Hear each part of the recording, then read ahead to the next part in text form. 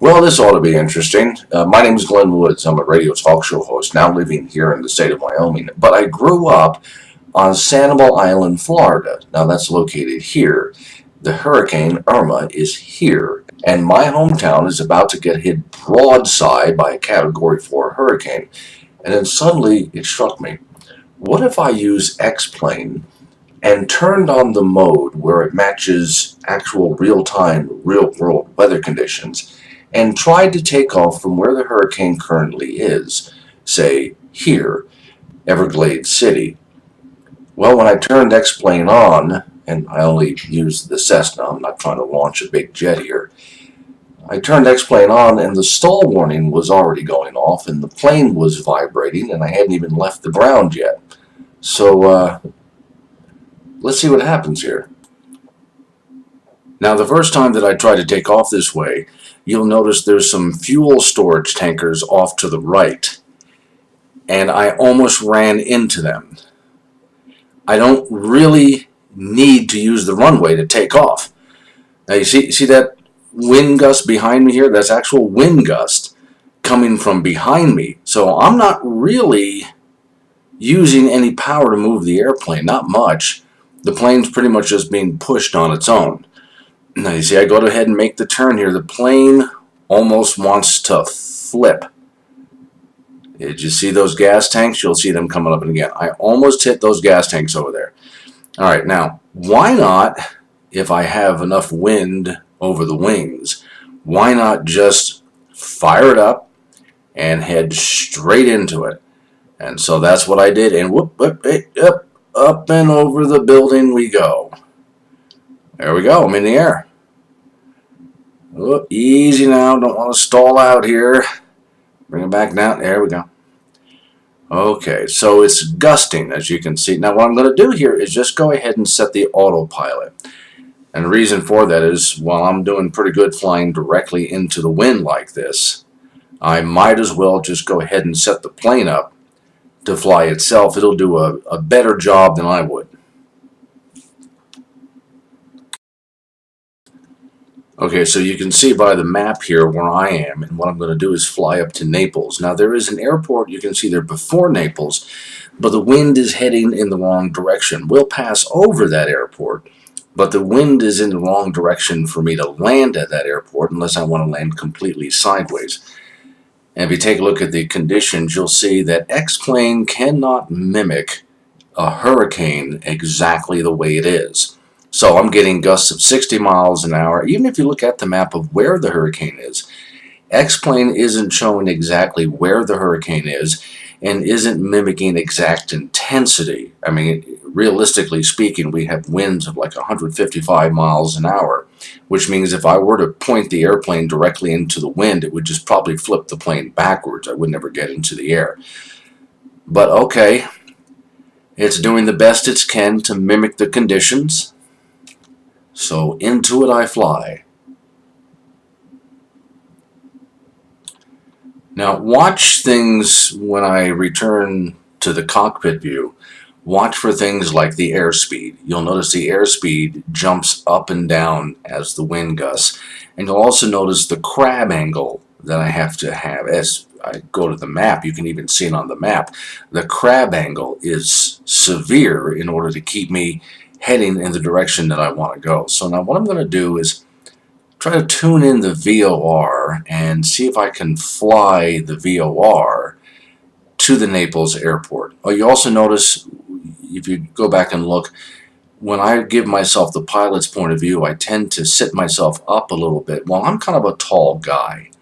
And so when I sit in the cockpit of a Cessna, I actually sit up a little bit higher than X-Plane shows. So I always bump myself up a oops, was I just struck by lightning? No, I think that was all for the distance. So X-Plane shows a lower view than I actually see when I'm sitting in the cockpit of a Cessna. Alright, so let's set up VOR and see if we can tune in and fly into Naples. Tuning in to Catch 330, which will head me to the VOR up in Naples. But you'll notice once I get it tuned in, that it has a hell of a crab angle to keep that. In fact, it's actually difficult to keep on the VOR at all. Now, I picked this altitude as soon as I saw that I was just about under the clouds, but not in them, is where I leveled off, if you're wondering why I picked that altitude. Look at the airspeed indicator. And now let's take a look at the attitude indicator as I rock back and forth. Got to watch my RPMs on this. They have a tendency to fluctuate a lot. A lot of rocking around on there. The coastline of Florida is pretty well represented as far as, basically as far as the shapes are concerned. And you see I reached the VOR. I'm on point on that, but it's not going to stay there. Even with my heavy crab, I'll keep getting blown off course there. So the representations of Florida, not bad as far as where things are supposed to be, but not really good when it starts showing, well, what a city looks like. But you know that if you fly XPlane enough. Now, since I keep losing or have trouble, look at the VOR up there, I'm having trouble staying on that line, even though it's on autopilot, which is usually pretty good at keeping a line once you get it. So I decided, well, let's just go ahead and tune into the Naples airport, and we're just going to go ahead and go autopilot on this. And there we go. That should do it. Again, I apologize for the audio quality here. I've been in radio for 30-some years, and I'm used to good audio quality. Just moved into a new house, still setting up the studio in the house, so the room has, well, bare walls, so you know what that sounds like. All right. Oop, lightning strike. They're pretty good with the lightning strikes, pretty good with the lightning sound effects. Now, here again is what I mean by, see what we're seeing with the storm. This is not what Hurricane Irma really looks like. In fact, at this point, when I'm recording this, Hurricane Irma had just passed over the Florida Keys. The eye of the storm had just passed over the Florida Keys. So it is not exactly an accurate representation, but I'll give XPlane credit for trying to grab those real-world conditions and mimic them. Again, if this was really 155-mile-an-hour winds, it'd probably just rip the plane apart or send me tumbling, something like that. So I'm here in Wyoming. I'm nice and calm and cool, collective doing this. I wonder, the virtual guy in the airplane there flying along, you think maybe he's, browned his underwear just a few times? Probably wet himself at least once, I'm sure. Okay, so we're entering the zone. So I'm going to start slowing down the airplane. Look at the crab angle on that picture back there. So I'm going to start slowing down the airplane a little bit. I'm also going to switch over from GPS to nav because I'm going to need to get a little to the west side of the airport in order to make my turn back in. And when I make that turn back in, the reason I picked that airport was because, well, it's directly into the wind. They have two runways that cross like an X, and one of them is directly into the wind. That's the one I'm aiming for. Now the problem I'm noticing here, and I could reach over to the controls and correct it, but I'm not going to. So the airport is at 7 feet above sea level. Now, I'm a little over 1,000 feet right now, but look how low I am as I fly by. Obviously, I'm not at 1,000 feet. So at some point, I just take control of that, and I just do it by eye. You see I'm coming around on the airport over there. I'm just going to do this by eye. I'm not going to pay attention to my altimeter on this. When I get close enough to the pappies, I'll take a look at those.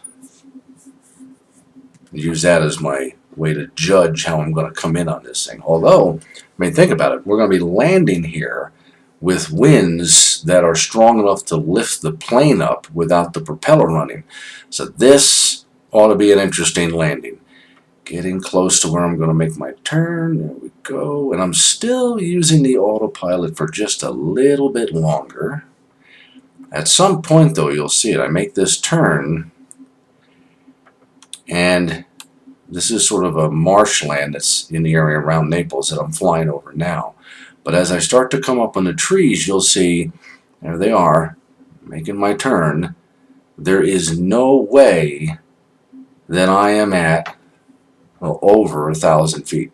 It's just not possible. Looks like I'm about to hit those trees right there. And so at some point I just decide, well, that's enough of that. And I pull up.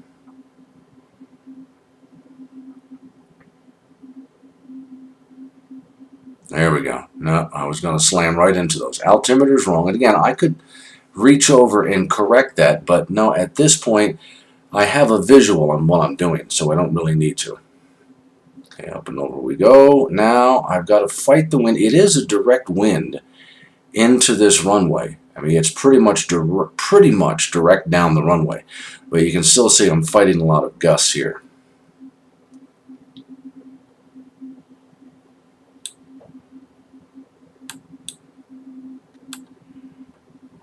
And I'm rocking back and forth, trying to line it up.